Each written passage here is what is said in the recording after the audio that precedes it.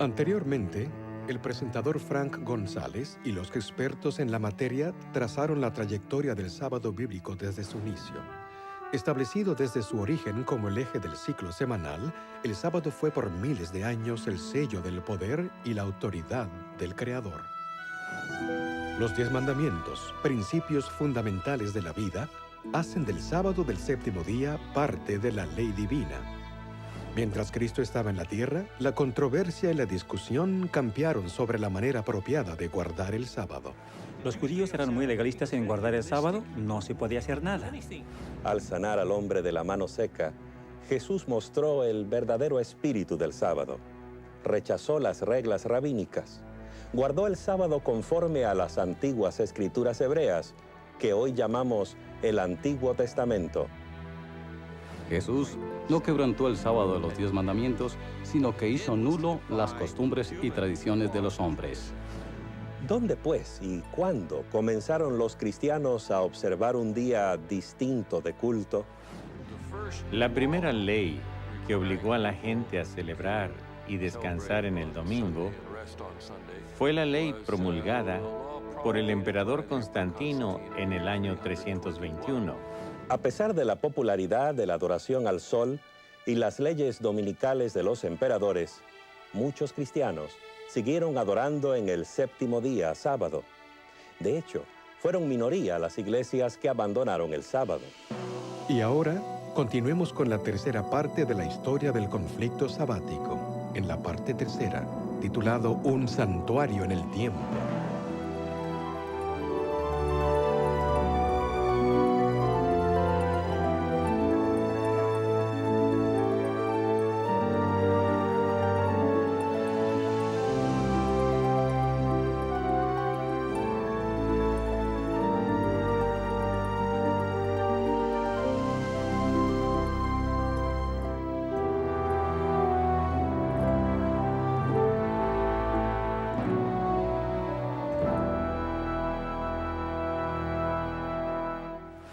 Soy Patricio, un pecador, el menos educado, el menor de los fieles y el más despreciado por todos. Mi padre era Calpornicus, diácono, hijo de Potitus, el sacerdote de la villa de Manavén, Tarbuniae, donde tenía una finca, y allí me tomaron cautivo. Yo tenía 16 años de edad y no conocía al verdadero Dios. Me llevaron cautivo a Irlanda, junto a miles, y merecidamente, porque nos habíamos apartado de Dios y no guardábamos sus mandamientos. Esta es una copia de la Confesión de San Patricio, el testimonio de un hombre a menudo considerado como el irlandés más famoso de la historia. Pero los mitos y leyendas oscurecen su verdadera identidad. Era un gran misionero de Irlanda que hacía milagros.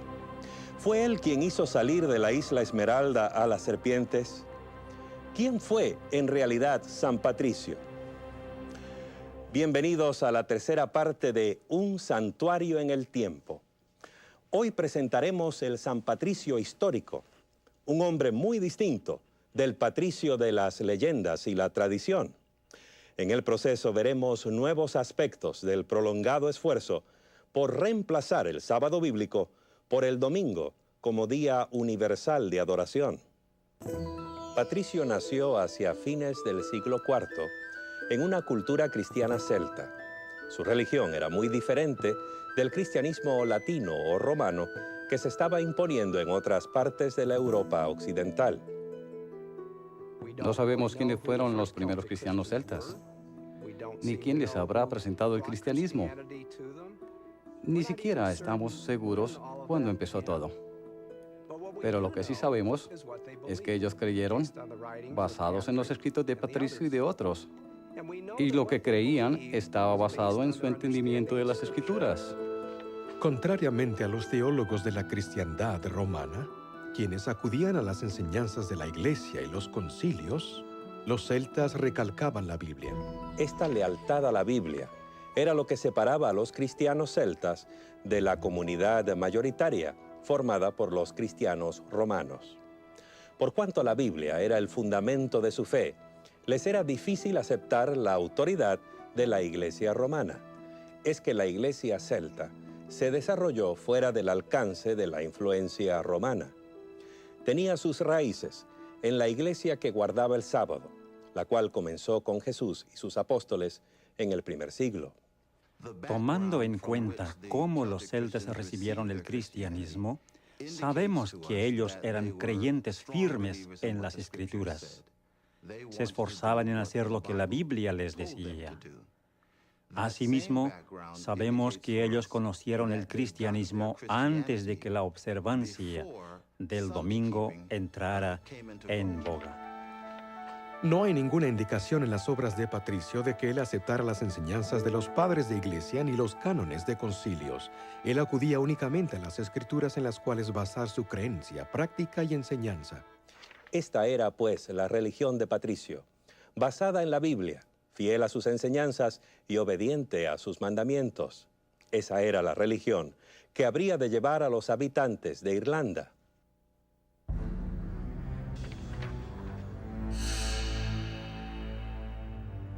Patricio pisó por primera vez el suelo de Irlanda en calidad de cautivo. Secuestrado junto con millares de otras personas, fueron todos llevados a Irlanda y vendidos como ganado. Allí pasó Patricio 6 largos años, trabajando para un granjero en calidad de esclavo. Todos los días cuidaba las ovejas y oraba mucho en el día. El amor de Dios y su temor me llenaron más y más, y mi fe se fortaleció. Hacía lo mismo aún cuando estaba en el bosque y en la montaña, y solía levantarme de madrugada para orar en nieve, en escarcha, en lluvia. Y una noche oí en sueño una voz que me dijo: «Pronto irás a tu propia tierra». Y oí nuevamente después de algún tiempo esa voz que me dijo: «Mira, tu barco está listo». Y no estaba cerca, sino a más de 300 kilómetros. Y nunca había estado allí, ni conocía absolutamente a nadie. Pero empecé el recorrido, dejé al hombre con quien había estado por 6 años,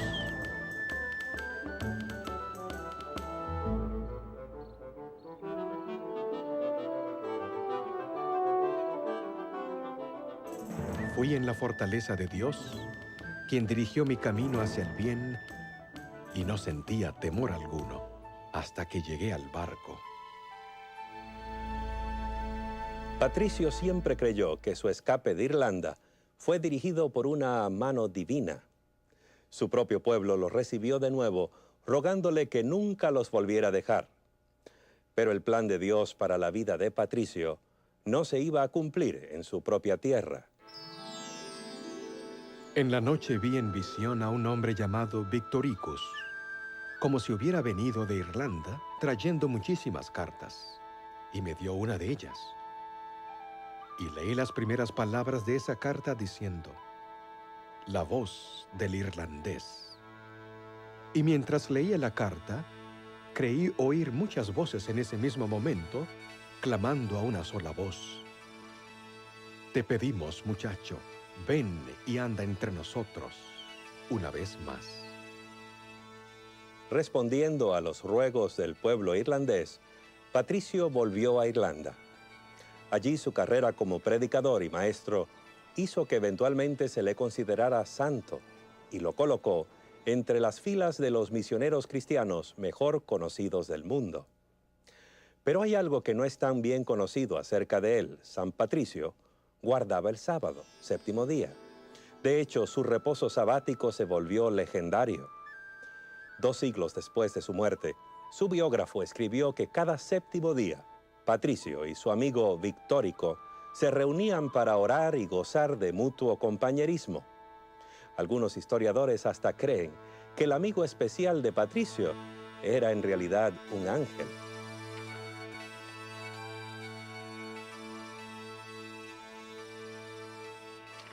No tenemos que depender solo de los escritos o experiencias de Patricio para conocer la historia de la observancia del séptimo día en Irlanda.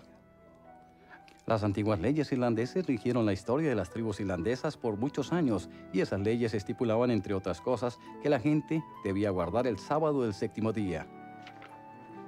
Parece haber sido costumbre en las iglesias celtas de la antigüedad guardar el sábado judío, como un día cuando no se trabajaba. Observaban el cuarto mandamiento literalmente en el séptimo día de la semana.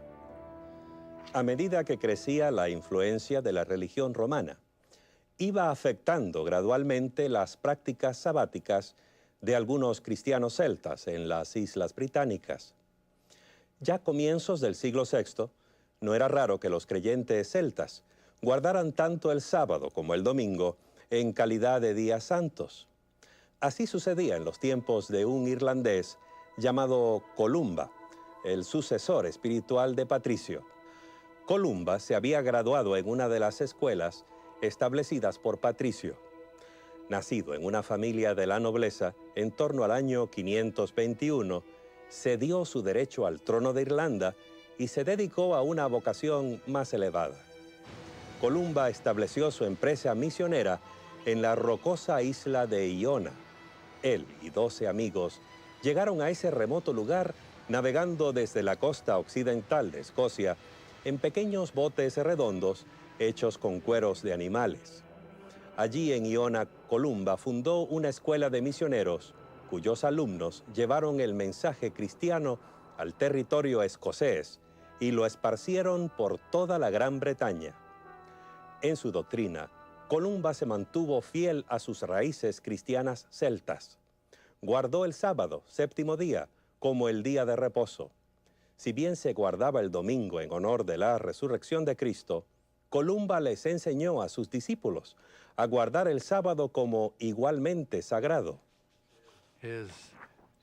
Sus instrucciones respecto a la observancia del sábado eran que sus seguidores debían salir a las márgenes de la isla Lona, meditar en la creación, leer las Escrituras y alimentarse espiritualmente en ese santo día. Columba y sus misioneros plantaron firmemente la religión cristiana en Escocia, y esa religión incluía la observancia del sábado. Sus conversos resistieron la creciente influencia de Roma, donde se promovía el domingo como el día de culto. Columba murió el año 597, pero sus creencias perduraron por siglos en la religión de los escoceses.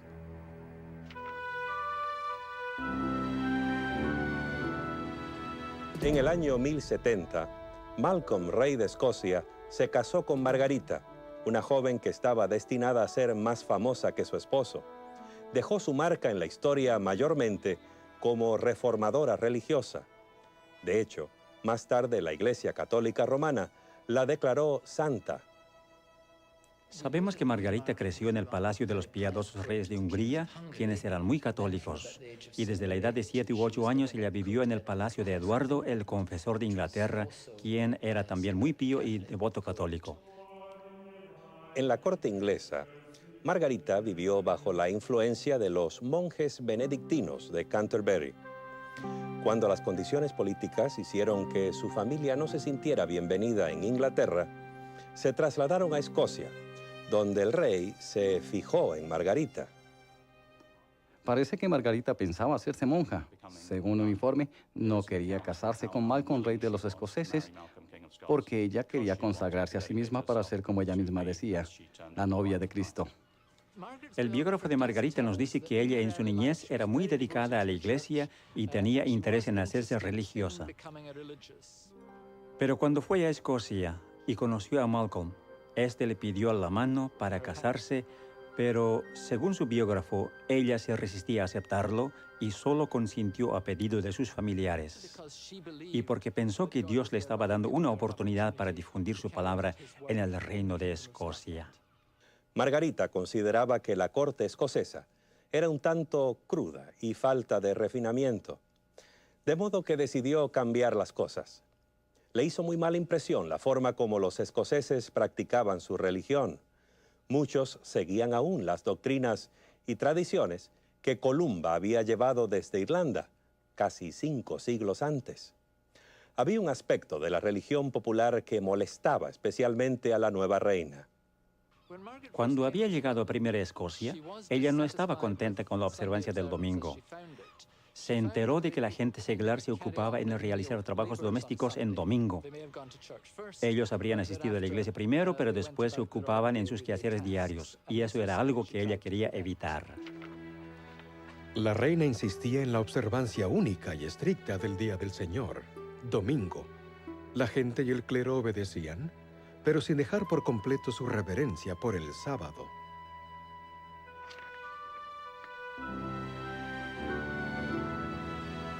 La historia de los primeros siglos de la era cristiana revela un movimiento definidamente contrario al séptimo día, sábado, y favorable al domingo. Y los documentos eclesiásticos identifican inequívocamente el establecimiento religioso de Roma como su centro neurálgico. La campaña romana por reemplazar el séptimo día sábado por el domingo recibió un poderoso impulso el año 321 de nuestra era. Ese fue el año en que Constantino ordenó la observancia del domingo como el día autorizado por el Estado. Lo raro es que, a pesar de su profesión de cristianismo, hay muy poco de cristiano en su primera ley dominical. De hecho, se parece mucho a un llamado pagano a la adoración del sol. En el venerable Día del Sol, que descansen los magistrados y los residentes de las ciudades, y que se cierren los talleres. Con el trono ocupado por un emperador favorable, los líderes de la Iglesia romana ganaron en poder e influencia. En sus concilios dieron pasos atrevidos para imponer la observancia del domingo y animar a los creyentes a desecrar el sábado bíblico. Algunas de sus acciones adquirieron un sabor decididamente antisemítico. Los cristianos no deben judaizar al descansar en sábado, sino más bien trabajar en ese día, honrando así el día del Señor, domingo. Y si pueden, descansando como cristianos. Si se descubre a alguno siendo judaizante, que sea anatema de Cristo. Sus pronunciamientos en contra de los judaizantes se referían a los que, como los judíos, rehusaban trabajar en sábado. Los cristianos que hicieran eso debían ser excomulgados, es decir, expulsados de la iglesia. Esta posición extrema contra el sábado, combinada con una fuerte tendencia favorable al domingo, llegó a ser un pilar de la enseñanza católica. El cambio del sábado al domingo se convirtió en una marca de autoridad católica o papal. En el año 602, el Papa Gregorio dijo que los guardadores del sábado eran el anticristo. Los llamó judaizantes por su determinación de observar el séptimo día como un día de reposo y adoración. Escuché que ciertos hombres de espíritu perverso han sembrado entre ustedes cosas que son falsas y opuestas a la santa fe, a tal punto de prohibir cualquier trabajo en el día sábado. Los cristianos de la ciudad de Milán se atrevieron a guardar abiertamente el sábado, sin importarles los deseos de los dirigentes de Roma. La iglesia de Milán procedía conforme a las iglesias orientales, al parecer teniendo gran estima el sábado. Ellas, las iglesias orientales, se reunían en el día sábado para adorar a Jesucristo, el Señor del sábado. Por siglo, la publicidad para establecer el domingo como sustituto del sábado tuvo poco éxito. La campaña se intensificó más bien con el movimiento que amenazó dividir por completo las ramas orientales y occidentales de la cristiandad. Era un salto directo a la naturaleza y propósito de la observancia del sábado. ¿En qué consistió este asalto directo? En un reglamento que prohibía que los cristianos tomaran alimentos en el séptimo día. En otras palabras, un ayuno sabático. Esta idea antijudía se originó probablemente con Marción, un hereje que había sido expulsado de la iglesia en el segundo siglo de nuestra era. Marción quiso desacreditar el sábado por ser símbolo de la creación. Para él, la creación era una obra mala, por un Dios malo, el del Antiguo Testamento. Él diferenciaba el Dios del Antiguo Testamento del Nuevo, un Dios de amor. La Iglesia rechazó eso porque la creación era una obra buena y el Dios del Antiguo Testamento es el mismo que del Nuevo. Entonces, él se empeñó en cambiar la celebración del día en lamentación. Por eso inició el ayuno en sábado. A pesar de su acción contra él, la Iglesia rescató su idea del ayuno y la usó con el fin de hacer que el sábado resultara poco atractivo. Era absolutamente contrario a lo que se enseñaba en el judaísmo, en el cual el sábado era un día de fiesta. Aún más, ayunar en sábado era quebrantar el sábado. Así que de esa manera se distanciaba el cristianismo del judaísmo. La estrategia de convertir el sábado en un día sin alimento fue muy efectiva, especialmente por cuanto el sexto día, viernes, era también un día de ayuno para muchos creyentes. En una sola generación, los jóvenes cristianos crecieron sintiendo repulsión por el sábado, el día de ayuno y depresión, y sintiéndose correspondientemente atraídos al domingo, el día de mucha comida y celebración. Fue la Iglesia romana que estableció el ayuno en sábado y la celebración en domingo. De hecho, en el siglo IV, el Papa Silvestre dijo que eso era bueno hacerlo, en desprecio a los judíos. Si los cristianos observan cada domingo alegremente debido a la resurrección, entonces debido a la sepultura, cada sábado debiera ser tenido para execrar a los judíos. En otras palabras, a los cristianos se les enseñó a ayunar el sábado como expresión de su desprecio por los judíos, al punto de ser dicho ayuno una maldición representada contra ellos. Pero aún esta estrategia específica contra el sábado no logró sino un éxito parcial. Prominentes dirigentes de la Iglesia se opusieron a ella. Hipólito, un obispo del tercer siglo, sentía que era un grave error. Inclusive algunos hoy piden que se ayune en sábado, lo cual Cristo no ha dicho, deshonrando así el Evangelio de Cristo. Hay incluso informes de que Agustín, uno de los padres de la Iglesia romana de mayor influencia, salió en defensa de miembros que no guardaban el ayuno sabático. Los dirigentes en Roma lograron finalmente imponer el ayuno en sábado a sus seguidores en el mundo cristiano occidental. Pero no se puede decir lo mismo de los del Oriente, donde la influencia ortodoxa era muy fuerte. Los cristianos orientales se resistieron, cuya noción del sábado era completamente diferente. El ayuno en sábado no hace ningún sentido a los ortodoxos porque el sábado es un día que marca dos grandes acontecimientos, la culminación de la creación y la de redención. Así que el sábado es un día de doble celebración y jamás podría ser asociado con ayuno y lamento.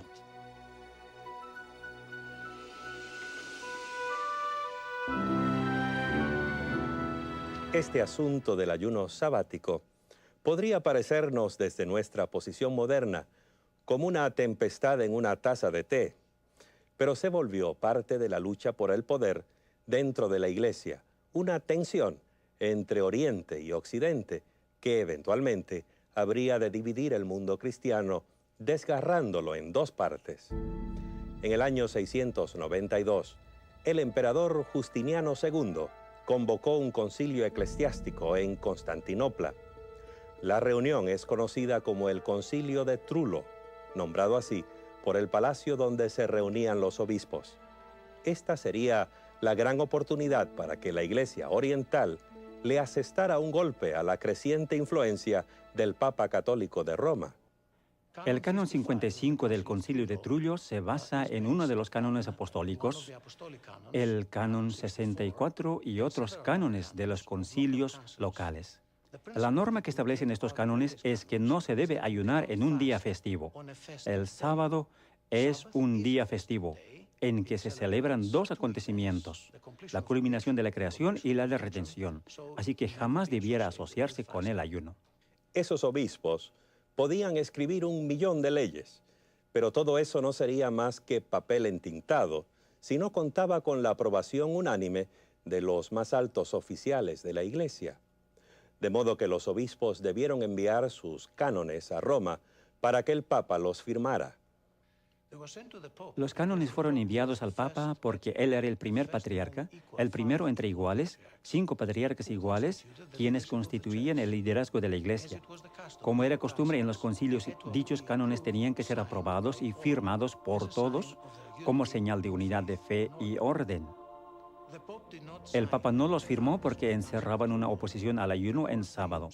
Él no estaba en armonía con otras iglesias. Fue por eso que no los firmó.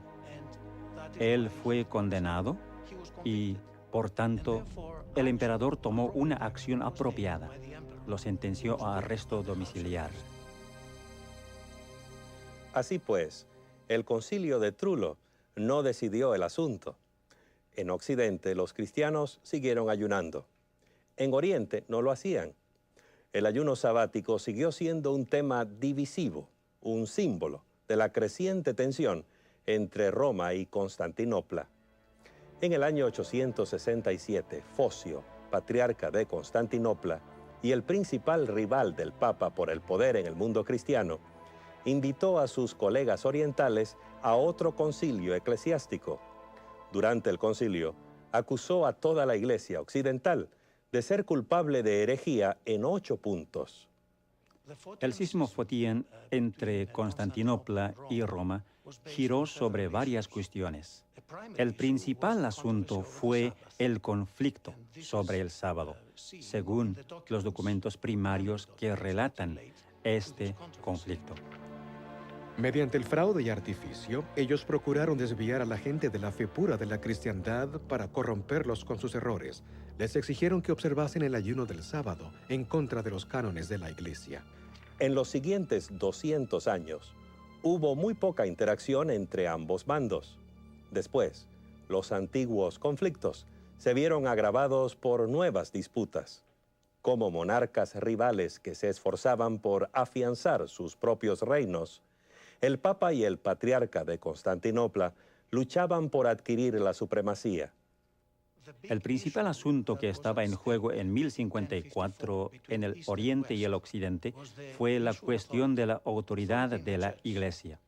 El Papa impuso costumbres occidentales o romanas sobre las iglesias bizantinas en Italia. Y uno de ellos fue la observación del ayuno en el día sábado. El Papa envió a uno de sus representantes más prominentes, el cardenal Humberto, para que negociara con Miguel Cerulario, el patriarca ortodoxo. El esfuerzo no produjo fruto. Ninguno de los bandos quiso ceder por causa de la unidad cristiana. Las cosas siguieron de mal en peor. Entonces llegó el 16 de julio de 1054. Entonces los legados del Papa, habiéndose cansado de la oposición del patriarca, como decían, optaron por la acción más insolente.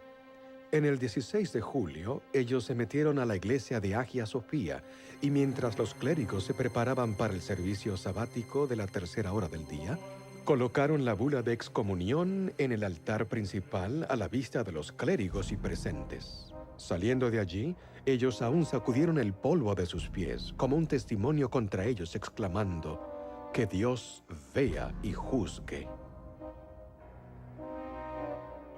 Tan pronto como los legados papales se hubieron perdido de vista, el emperador ordenó que el documento de excomunión fuera quemado. Miguel Cerulario convocó entonces otro concilio, el cual expidió su propia excomunión contra la Iglesia Latina. Así pues, los excomulgados excomulgaron a los excomulgadores.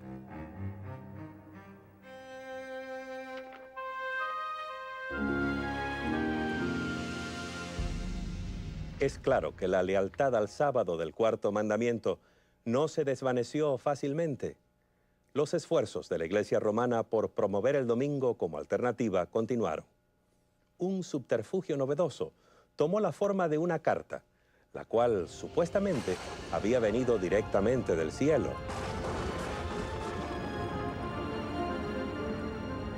Dios ordenó que se santificara el domingo, pues Él mismo ha escrito ese mandato a los hombres. No sea que hagan un trabajo servil en domingo. La misma carta afirma haber sido escrita por Jesús. Dice que apareció sobre el altar de San Pedro en Roma, descubierta por un sacerdote que oficiaba la misa, quien se asustó mucho por eso. Una carta del cielo. Pensemos en eso. ¿A quién no le gustaría tener algo así en apoyo de sus opiniones? Esa sería un arma muy convincente para persuadir, especialmente al pueblo ignorante y supersticioso de la época medieval. No era fuera del común en la Edad Media que la gente apoyase sus pretensiones con cartas supuestamente caídas del cielo. Nada mejor que tener el apoyo de una carta de Dios. Es difícil precisar cómo la carta habrá llegado a Irlanda.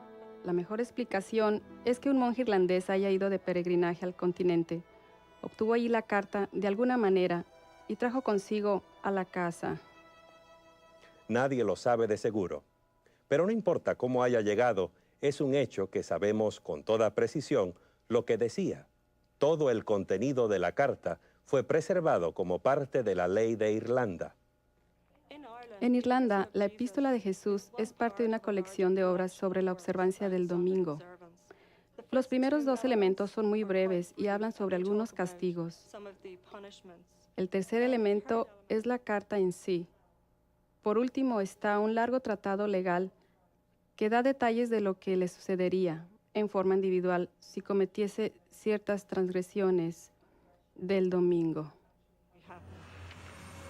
Cualquier plaga o desgracia que ha caído en el mundo se debe a la transgresión del domingo. Hay bestias, más aún, en ciertas partes del Oriente, que han sido enviadas a los hombres para tomar venganza de la transgresión del domingo. Algunas amenazas en la carta son fantasiosas y quizá espantosas. Dice que grandes bestias y langostas están tan solo esperando tomar venganza por transgredirse el domingo. Habrá tempestades con truenos y rayos, granizadas.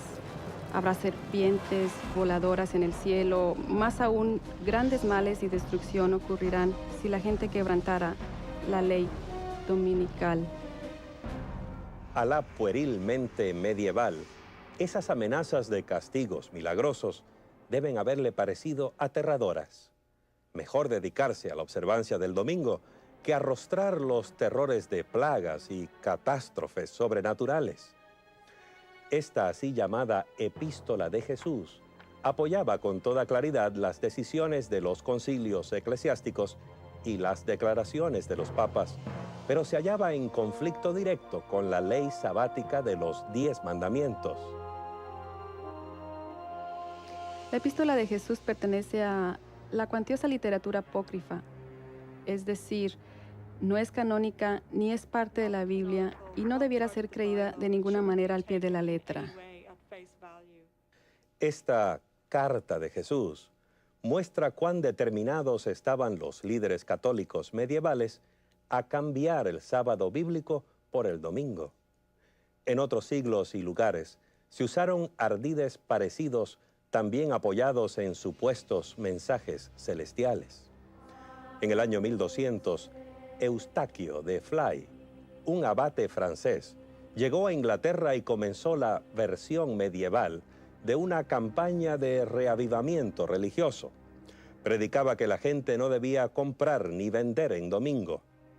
Al ver que sus esfuerzos eran infructuosos, se volvió a casa en Francia. En el 1201 él vino de nuevo.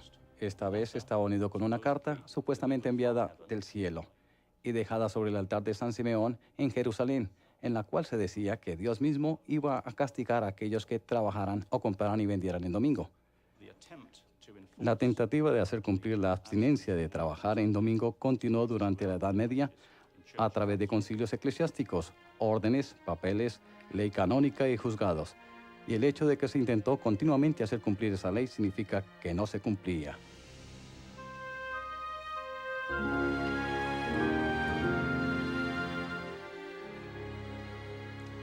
En general, sin embargo, la Iglesia de Roma logró establecer e imponer la observancia del domingo. Después de todo, los reyes y emperadores reinaban bajo la autorización del Papa y tenían la obligación de hacer cumplir las leyes eclesiásticas. Además, excepto en unas pocas regiones, la Iglesia controlaba el acceso a las Sagradas Escrituras. El ciudadano común dependía casi exclusivamente del sacerdote para el estudio y la comprensión de la Biblia y sus enseñanzas.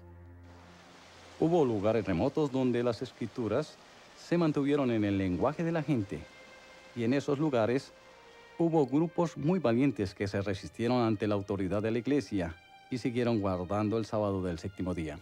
En las montañas del norte de España y de Italia y en el sur de Francia hay grupos íntegros de individuos que son legendarios por su resistencia al poder de Roma. Gente como los albigenses, los catari, los pasagini y los waldenses. Informes provenientes de esa época nos dicen que entre esos grupos había muchos que observaban el séptimo día, sábado. Los oponentes acusaban a los cátaros y algunos de los valdenses de enseñar que los cristianos debían guardar al pie de la letra la ley de Moisés. Los pasaginos guardaban el sábado porque creían que existía aún antes del Decálogo. Hay un informe del siglo XII del grupo Catari. 4 hombres y una niña, quienes, mientras viajaban por Collonges, en Francia, fueron capturados y quemados en la hoguera por no asistir a la iglesia en domingo, día del Señor. La combinación de la Iglesia y el Estado tenía el poder de imponer su voluntad, aún por la fuerza de las armas. No vacilaba en usar la persecución y la coerción contra los disidentes. Apareció entonces en escena Juan Wycliffe. Ahora, el mundo cristiano nunca volvería a ser como antes.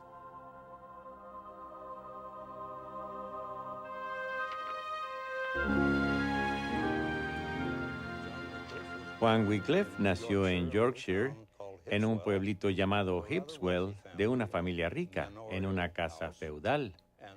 Sus padres tenían suficiente dinero para enviarle a la Universidad Oxford para su educación, la cual se convirtió en su hogar definitivo, el centro de su vida, de su interés y de su influencia. Juan Wycliffe era un hombre apasionado por la palabra de Dios y procuró dar a conocer esa palabra al pueblo inglés. Amaba la palabra de Dios a tal punto que estaba dispuesto a enfrentarse a las autoridades de la Iglesia de su tiempo, aun a costo y riesgo personal. En cuanto a la lectura personal de la Biblia, la Iglesia establecida tomó el punto de vista de que la gente ordinaria es muy tonta para hacerla. Se necesitaba alguien con años de educación de alto nivel para entender bien la Biblia. La jerarquía eclesiástica se opuso a que la Biblia estuviese disponible en la lengua vernacular para el laico, porque eso burlaría la función del sacerdote y daría cierta autoridad al laico para interpretar las escrituras por sí mismo. Juan Wycliffe le comprendía y respetaba a la gente. En su tiempo, toda instrucción y enseñanzas religiosas se impartía a través de la Iglesia instituida. Pero la Iglesia instituida no estaba enseñando la palabra de Dios a la gente. Wycliffe pensaba que las enseñanzas de la Biblia eran suficientemente claras como para que la gente común las pudiera comprender. Si la tuvieran a su alcance, podrían decidir por sí mismos qué creer y cómo actuar.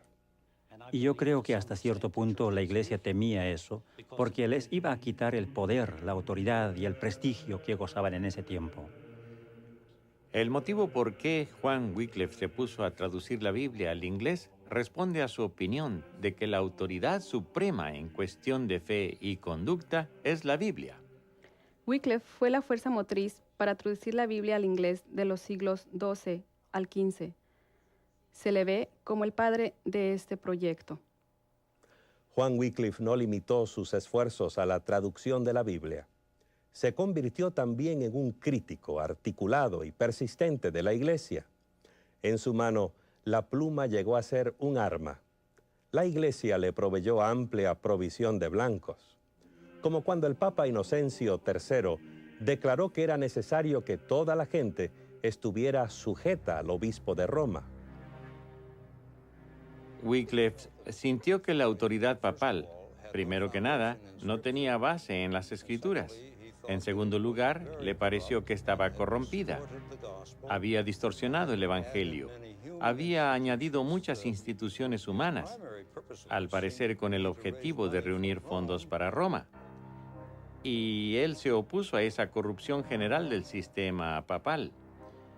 A Wycliffe le pareció que el Papa estaba haciendo la obra del Anticristo. Wycliffe era visto por sus oponentes desde dos ángulos distintos. Por un lado, creo que él era muy admirado, pues era profesor de teología y de filosofía en la Universidad de Oxford y el teólogo más conocido de su tiempo. Por otro lado, le veían como alguien peligroso. La posición de la Iglesia Católica Romana hacia Wycliffe fue que él era el mayor hereje de todos esos tiempos, porque él atacaba a la Iglesia muy enérgicamente como el Anticristo.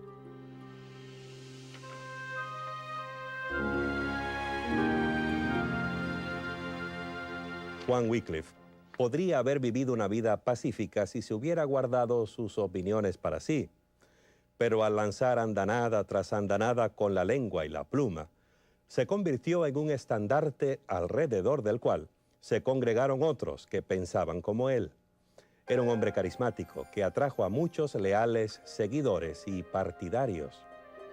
Los seguidores de Wycliffe se llamaban Lollardos.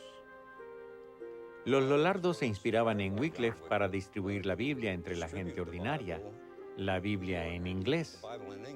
Ellos iban por las áreas rurales, vestidos de togas rojizas, sandalias, bordón en mano y casi nada más, por toda Inglaterra. Al principio, el nombre Lollardo sonaba irrisorio y despectivo. La palabra en sí viene del holandés luller, que quiere decir hablar entre dientes. Se les decía que mascullaban las palabras o eran fanáticos religiosos. Al final, el nombre fue aceptado por los propios Lollardos. En un lindo texto sobre la traducción de la Biblia, se dice que Jesús mismo era el gran Lollardo que jamás hubo. Una cuestión de todos los tiempos era el asunto de la autoridad. Había dos opiniones. La Iglesia decía que la autoridad radicaba en ella porque era infalible y que Dios la había dado dicha autoridad. Por otro lado, los Lollardos creían que Dios era la máxima autoridad a través de las Escrituras. Con el tiempo, el movimiento Lollardo se fue a la clandestinidad y al pietismo. Lo que quiero decir con esto es que estudiaban la Biblia con carácter literal, procuraban aplicarla a sus pensamientos y a sus vidas de tal manera que estuvieran en armonía con las Escrituras. Algunos Lollardos se convirtieron en sabadistas, afirmando que el culto debía hacerse en el séptimo día, conforme a las Escrituras, porque creían en la interpretación literal de la Biblia. En realidad, la única manera como sabemos de los Lollardos como guardadores del sábado es por medio de las actas tribunales. Por ejemplo, tenemos el informe de una persona llevada a la corte juanceño, juzgado en 1402 por practicar sus creencias sabadistas. Su declaración fue que continuaría haciéndolo hasta que alguien le comprobara con las Escrituras de que él estuviera en error. Con esa visión de las Sagradas Escrituras, no es de extrañar que entre esos Lollardos hubiera quienes guardaran el sábado. Fueron los precursores de muchos que volverían a descubrir el sábado durante la Reforma Protestante.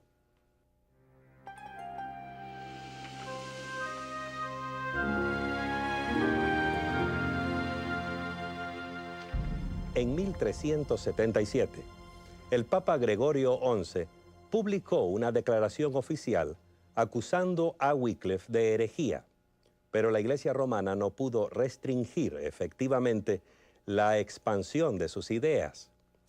Eran demasiado poderosas, demasiado convincentes. Una vez que llegaron a los centros educacionales de Europa, no hubo forma de detenerlas. Las enseñanzas de Wycliffe inspiraron ideas revolucionarias en las mentes de los primeros reformadores protestantes. Por eso los historiadores han llamado a Wycliffe la estrella matutina de la Reforma. La Iglesia de Roma atacó violentamente a los que creían que las Escrituras tenían la autoridad sobre la Iglesia. Wycliffe murió de causa natural, pero muchos de sus seguidores no tuvieron esa suerte. Se desencadenó una severa persecución en forma efectiva, porque la Iglesia y el gobierno inglés mantenían entre sí una estrecha relación. En los últimos siglos de la Edad Media, la relación Iglesia y Estado era casi íntima. Ambas instituciones se llevaban muy bien. En gran parte, los eclesiásticos más antiguos, los obispos de la Iglesia inglesa, administraban el Estado a favor del rey. Por otro lado, el Estado apoyaba a la Iglesia, especialmente a través del decreto parlamentario de 1401, conocido como el decreto para quemar a los herejes. De esta manera, el Estado retribuía el favor a la Iglesia y mantenía su posición exclusiva sobre los herejes minoritarios conocidos como lollardos. A pesar de la oposición proveniente de la confederación que formaron la Iglesia y el Estado, las ideas de Juan Wycliffe se arraigaron en el corazón de muchos en Inglaterra, incluso algunos miembros pudientes de la nobleza. Juan Oldcastle era uno de los nobles que tomó interés en los puntos de vista de Wycliffe. Colaboró de varias maneras, por ejemplo, con dinero y predicando él mismo los postulados de Wycliffe. Cuando eso se prohibió por un decreto parlamentario bajo prisión o pena de muerte, él continuó haciéndolo. Al final fue arrestado y quemado en la hoguera.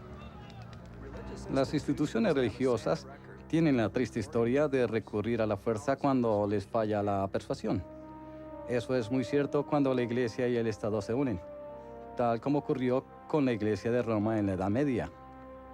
Si se podía mantener la suprema autoridad de la Iglesia, las enseñanzas de la Biblia podrían permanecer despreciadas y olvidadas. Pero si la Biblia llegaba a ser considerada como la sagrada fuente de doctrina y la guía legítima de la conducta cristiana, el poder de la Iglesia y sus tradiciones se verían profundamente debilitados. Y gracias a Juan Wycliffe, eso es precisamente lo que sucedió en los siglos anteriores a la Reforma Protestante. A medida que crecía el conocimiento de la Biblia, aumentaba también la comprensión renovada del plan de Dios para la humanidad, como lo revela el Decálogo. Y desde luego, esto viene a incidir en nuestra historia del séptimo día. Una vez que la Biblia estuvo disponible en el idioma de la gente común, se estableció el escenario para el redescubrimiento del sábado bíblico. Y esa es la historia que contaremos cuando volvamos trayendo la parte número 4 de Un santuario en el tiempo.